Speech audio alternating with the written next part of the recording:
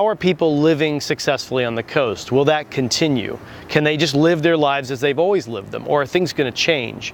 And if things change, are they going to be for the better or for the worst? And if things are going to change for the worst, how can we prepare now to make that less bad? And so the research we do is we write computer programs that will simulate how the sea will rise, how ecosystems will change when the sea gets higher, and then how people may react once that happens. Almost all of my students, when I ask a bunch of students how many people live within 3 miles of the coast, at least half the students raise their hands. It's a lot of students. So a lot of families are right on the coast, and the coast is changing. And if the sea is rising up, we've been looking at different rates of that. But as the sea rises to become an inconvenience to people, or flooding starts occurring, or infrastructure starts to fail, people are going to have to deal with that.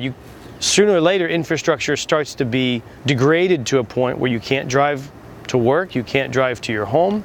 It can also be that the different connections of water, electricity start to have problems. Again, you have to start to live your life, and this is something that's slowly moving up.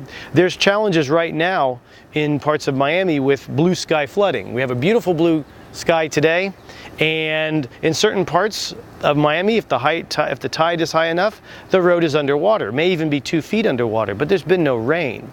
And so this is already starting now, and it's been well documented in the popular media about these flooding events. And the city of Miami Beach has been spending hundreds of millions of dollars in infrastructure to try to fix this, or at least buy themselves time until a better solution can come.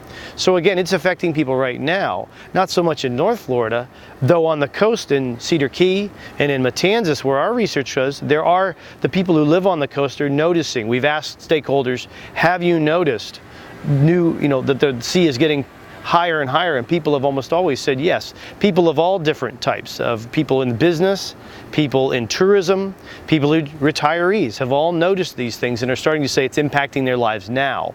Well, depending on which model scenario you're looking at, it may be a slight inconvenience or it may be a large-scale inconvenience. And so those are the things that we're trying to look at, is who gets affected and when, and what can we do about it.